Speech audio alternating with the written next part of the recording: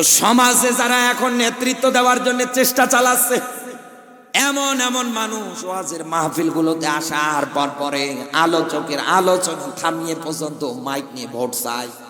আরে ভাই, এটা কি ভোটের জায়গা? আপনি নির্বাচন করেন, কোরআনের মাহফিল কোনো ভোটের জায়গা না। আপনি বাইরে গিয়ে ভোট চান।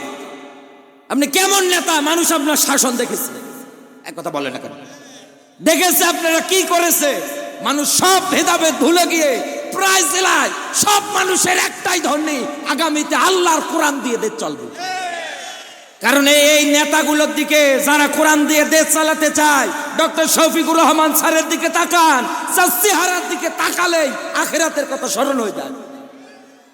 64টা জেলায় এরকম যত আমিরেরা আছে, সাংগঠনিক মানুষ যারা আছে, তাদের চেহারাগুলোর দিকে একবার তাকান।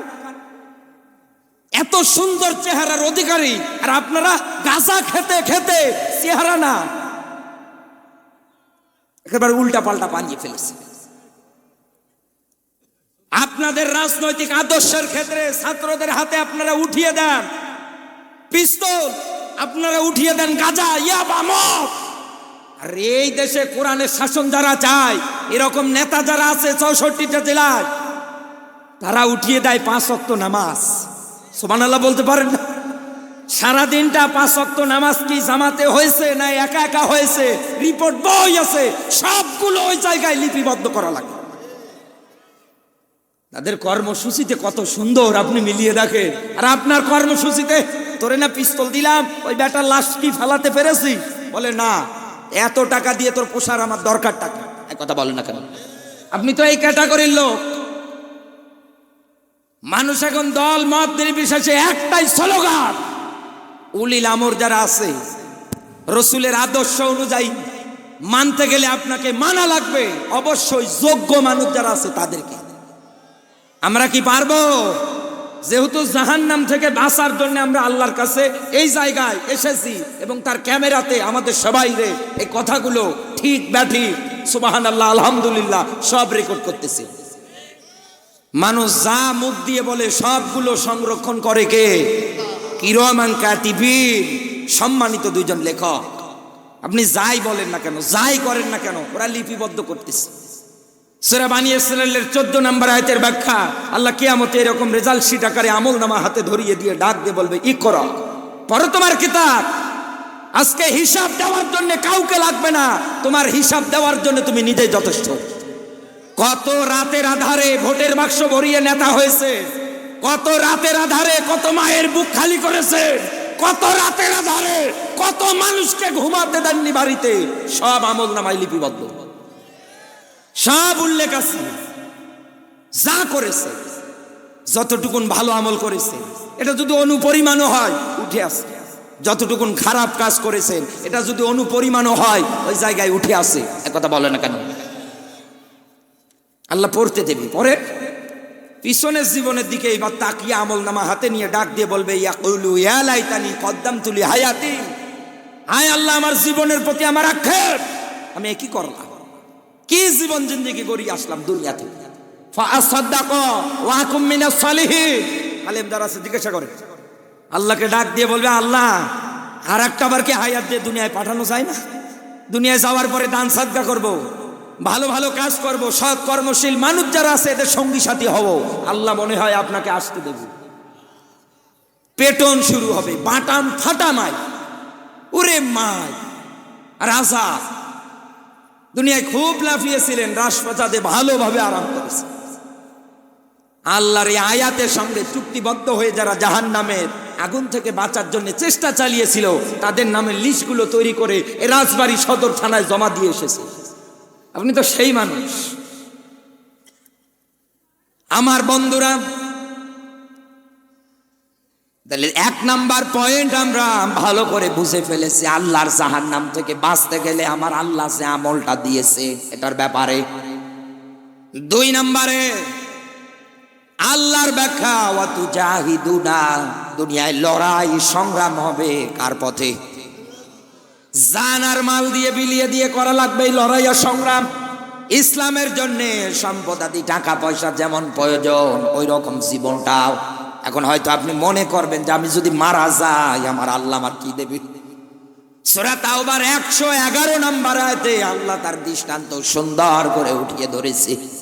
আল্লাহর ব্যাখ্যা, মুমিন ইমানদার যারা আছে এদের জান এদের মাল আমি আল্লাহ ক্রয় করে নিয়েছি, বিআন্না লাহুমুল জান্নাহ, জান্নাতের মাধ্যমে এদের জান আর মাল আমি ক্রয় করেছি। আমি আল্লাহ জান্নাতটা ইমানদার যারা আছে তাদের কাছে বিক্রি পর্যন্ত করে দিয়েছি। আর রাজবাড়ির মুসলমানেরা, এই জান্নাত যারা চান আজকে থেকে আপনার আমল দুইটা, জান আর মাল দিয়ে আল্লাহর পথে লড়াই সংগ্রাম করার দরকার নেই। এই ইউজাহিদুনা ইউকাতিলুনা, এই ব্যাখ্যা বিশ্লেষণগুলো কোরআনের যত জায়গায় আমার আল্লাহ দিয়েছে, এই বিধানগুলো কায়েমের ব্যাপারে আল্লাহ যে তাগিদ দিয়েছে, এই তাগিদটা মানতে গেলে তাতা ফাররাকুফি, কোন দলাদলি কাটাকাটি মারামারি হানাহানি কিছু করা যাবে না। সবাইকে এক প্ল্যাটফর্মে এক কাতারে আসা লাগবে। এক কথা বলে না কেন?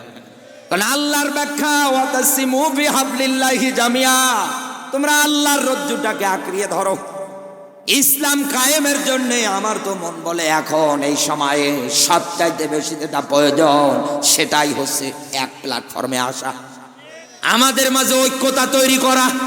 তবেই না এই জমিনের ময়দানে ইসলাম কায়েম হওয়া সম্ভব। কিন্তু বাস্তবতায় মিলিয়ে দেখেন, আজ ইসলামী আন্দোলনের কথা বলতে গেলে এদেশের কত পীর সাহেব যারা আছে, পীর দাবি করে, ওনারা আবার বলে সব মওদুদির দালাল। কথা বলে না কেন? এ কথা কি বলে না? অথচ ইউজাহিদুনা ইউকাতিলুনা, ওনার উপরে মানা যেমন ফরজ, আলমগীর হোসেন বিপ্লবীর উপরেও মানা ফরজ। আল্লাহর জমিনে আল্লাহর বিধানগুলো বাস্তবায়ন করা শুধু কি এই স্টেজে যারা বসে আছে তাদের উপরে ফরজ না, এটা সবার জন্য ফরজ। কেমনে অস্বীকার করেন? কেমনে আপনি এটা অমান্য করেন? কেমনে আপনি এটার থেকে দূরে থাকেন?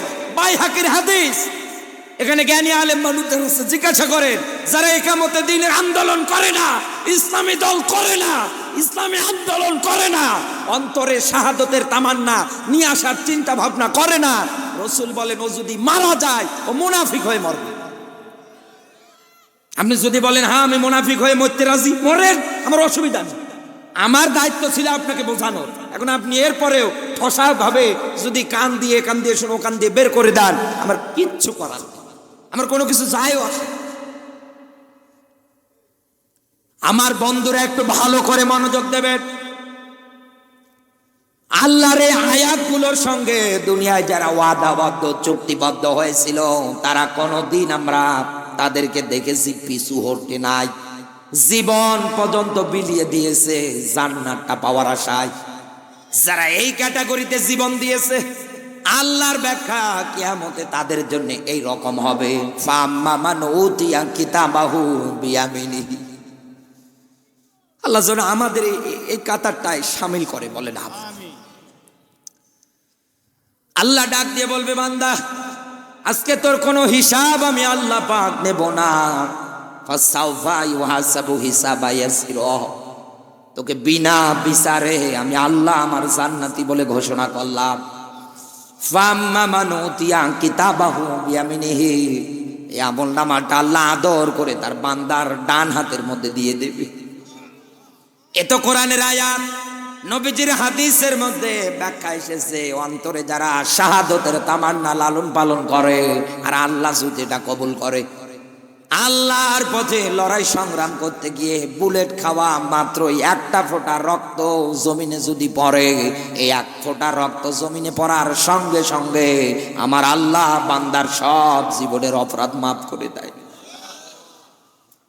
এই লোকটার কবরে কোনো আযাব হবে না, মিজানের পাল্লা নিয়ে কোনো টেনশন নেই, কোনো চিন্তা নেই, ফুলসিরাতের রাস্তা নিয়েও কোনো পেরেশানি নেই, কোনো চিন্তা নেই। আল্লাহ কিয়ামতের ময়দানে আদর করে তার বান্দাকে ডাক দিয়ে বলবে, এ আমার বান্দা, আজকে তোমার আহাল বর্ডার থেকে 70 জন মানুষের জন্য আমার কাছে সুপারিশ করো, আমি আল্লাহ তোমাদের সুপারিশটা গ্রহণ করে নেব। এবার আমি আপনাকে এখান থেকে একটা ছোট্ট পয়েন্ট বলছি বন্ধু। আল্লাহর কোরআনের বিধান, মিনান নাবিয়িনা ওয়াস সিদ্দিকিনা ওয়াস শুহাদা ওয়াস সালিহিন ওয়া হাসুনা উলাইকা রাফিকা। বলেন আল্লাহু আকবার। আল্লাহর ব্যাখ্যা সূরা নিসা 4 নাম্বার সূরা 5 নাম্বার পারার 69 নাম্বার আয়াত। এটা একটু ভালো করে মনোযোগ দেন। আল্লাহ কেন শহীদদেরকে ডাক দিয়ে বলবে তোরা হাল বর্ডার থেকে আজকে 70 জন মানুষের জন্য আমার কাছে সুপারিশ কর, আমি আল্লাহ বলছি আজকে তোর সুপারিশ কবুল হবে। কারণ দুনিয়ায় স্ত্রীর মায়া ছিল, সন্তানের মায়া ছিল, মা বাবার মায়া ছিল, বন্ধুর মায়া ছিল অন্তরে। কথা বলে না কেন? ইসলামী আন্দোলন করতে গিয়ে, ইসলামের পথে টিকে থাকতে গিয়ে অকালে জীবনটা নষ্ট করে দিয়েছে জালেমের বাচ্চাগুলো। আমার আল্লাহ তার জীবন জিন্দেগিটা এত পছন্দ করেছেন, শেষে শাহাদতের মরণ দিয়ে তাদের বরণ করে নিয়েছে। এখন আপনার আমার দায়িত্ব কর্তব্য এই আয়াতটার মধ্যে আল্লাহ দিয়েছে। আল্লাহ বলেন বন্ধু যদি বানাতে চাও, উত্তম সঙ্গী উত্তম বন্ধু কারা? 4 প্রকার মানুষ। 1 নম্বরে কোরআনের ব্যাখ্যা, এদিকে তাকান মনোযোগ দিন। 1 নম্বরে কোরআনের ব্যাখ্যা মিনান নাবিয়্যিন, নবীরা। এখন রাজবাড়িবাসী প্রশ্ন করতে পারেন নবীজি কি বেঁচে আছে? হ্যাঁ, নবীজি কিন্তু এখন দুনিয়ায় বেঁচে নেই, নবীর নেতৃত্ব কিন্তু এখন আমরা দেখতে পারছি না। তার মানে এখানে নাবিয়্যিনের ব্যাখ্যায় আপনাকে বুঝতে গেলে ভালো একটা উপযুক্ত হাদিসের ব্যাখ্যা নিয়ে আসা লাগবে। বন্ধু হিসাবে যেহেতু নবীরা উত্তম, নবীরা তো এখন দুনিয়ায় বেঁচে নেই, তাদের জন্য তো আমার ভালোবাসা মহাব্বত শুধু আমার না সবারই আছে। আমরা মন থেকে পর্যন্ত দোয়া করি, একথা বলে না কেন? কেউ কেউ নবীজির রওজার পাশে গিয়ে অঝরে কান্না করে। আমাদের তো ওই পর্যন্ত যাওয়ার অনেকের সামর্থ্য নেই, আমরা বাংলাদেশ থেকে নবীর জন্য সালাম পাঠিয়ে দেই। আল্লাহ রাব্বুল আলামিন এই আয়াতের মধ্যে নাবিয়্যিন এই শব্দ ব্যবহার করেছে। আর রাসূলের মুখসিত বাণী আল উলামা ওয়ারাসাতুল আম্বিয়া। নবীজি বলেন আমার পর পরে দুনিয়ায় নাইবে নবী তারা, দুনিয়ায় যারা আলেম, দুনিয়ায় যারা বলেন বলেন এই দেশের মধ্যে আলেমদের মধ্যে আবার ভাগ আছে। এদেশে এমনও আলেম আমরা দেখি 3-4 ঘন্টা 1.5 ঘন্টা কোরআনের মাহফিলগুলোতে কোরআন থেকে আলোচনা করে। আনা আকিমুদ্দিন, দিন কায়েমের আন্দোলনের কথা বলতে চাই না। সব সময় ওদের মুখে আপনি শুনবেন কবরের নিচের ওয়াজ, মানুষ কান্নাকাটি করে বাড়ি যায়। আমার প্রশ্ন ভাই, যেই জমিনের উপরে দাউ দাউ করে আগুন জ্বলতেছে, যেই জমিনের উপরে কত বিদ্যা অসহায় আবাল নারী পুরুষগুলো জেলখানায় বসে কান্না করতেছে আর ডাক দিয়ে বলতেছে রব্বানা আখরিজনা মিন হাযিহিল ক্বরিয়াতি যালিমি আহলিহা, ও মালিক তোমার পক্ষ থেকে একজন বন্ধু, একজন সাহায্যকারী পাঠিয়ে দাও। একথা কার?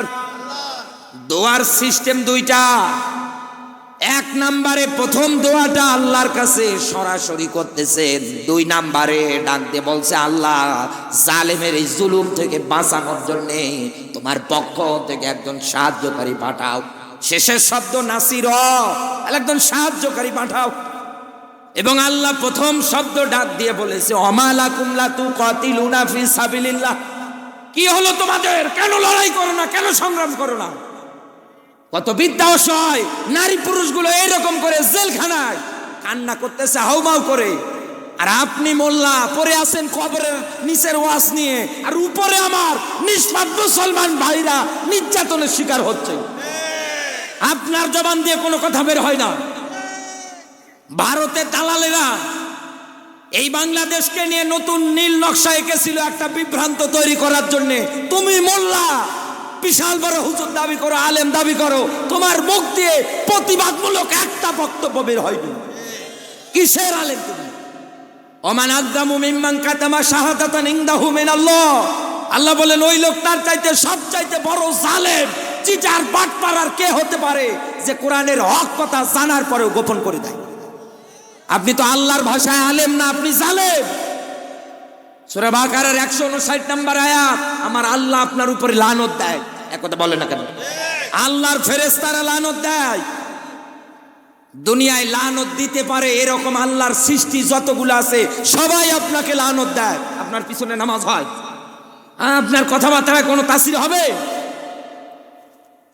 নিজেকে বিশাল চালাক ভাবে সুবিধাবাদ আর জিন্দাবাদ, একথা বলে না কেন?